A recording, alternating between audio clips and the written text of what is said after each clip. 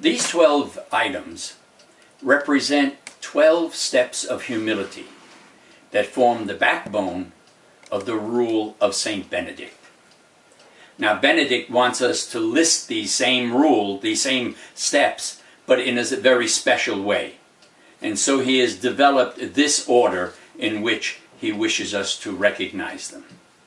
First, recognize the presence of God. How many times have you heard it said, "You are the temple of the Holy Spirit. You have the Spirit of God that raised Jesus from the dead dwelling within you." So recognize the presence of God within you and around you. Accept the will of God. You may plan one thing for yourself, but see where God fits into that plan and let Him plan it for you. So accept His will. Accept spiritual direction. We don't all know everything. We have to learn. I have to learn. I have a spiritual director. You need a spiritual director. These are people who have already made a spiritual journey and know the pitfalls. So listen to them.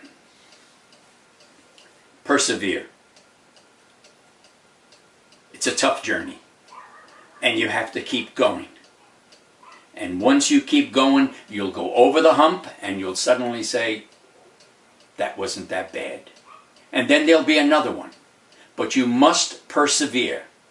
And who is the one that gives us the direction? Jesus. He fell going to Golgotha. He could have stayed there, but he didn't. He got up and went on. And so that's what he's asking us to do. Persevere. Acknowledge our faults. Nobody likes to show the world your faults, but to recognize that we all have them.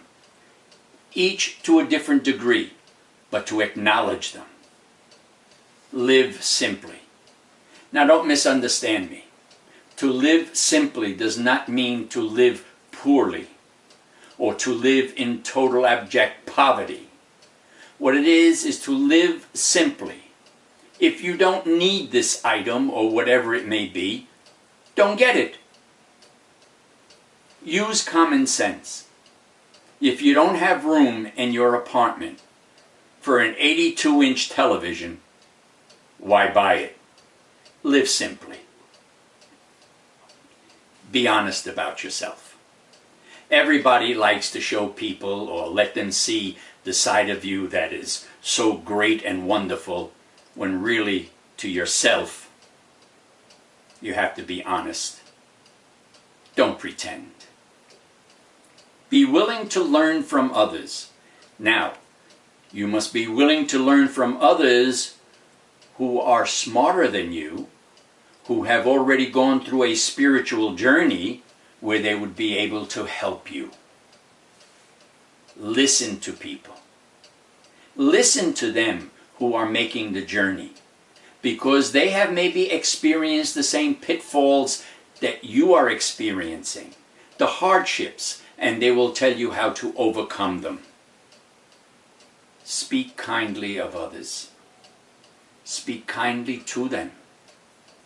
Respect them as you would want to be respected. Accept others the way they are. Each of us is different. One may have a lisp, or they cannot speak properly. One may have different morals. They may live differently. Remember, by accepting others the way they are, it does not mean that you must condone their lifestyle, but to accept them as human beings who have within them the Spirit of God. Be centered and serene. To be centered and serene is to withdraw momentarily within yourself, contemplating on God and the presence within you. And that in itself will cause you to calm yourself, to become silent within, to recognize the presence of God.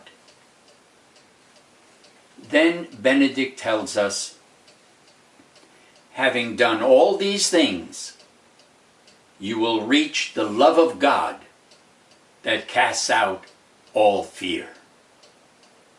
My brothers and sisters, acceptance of God, spiritual guidance and direction, acceptance of self and others is Benedict's prescription for a humble, holy life that we have all been called to. If we look at what Benedict is asking us, it is no more than what Jesus is asking us to do. We must start with the presence of God within us. We must ascend to the point where we can accept ourselves and everything else in life. We have been taught that God is something to be earned, and that God counts, but people and life do not, and that the spiritual life is about spiritual things. But the fact of the matter is this: holiness is made out of the stuff of the humdrum, the daily, the simple, the true. It is like the poster which I read that said, when we learn to bloom where we are planted,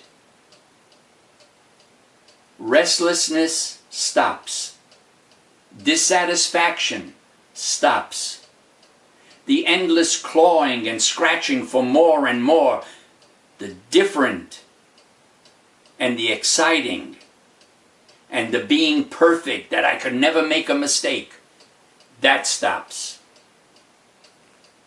And all this and more stops.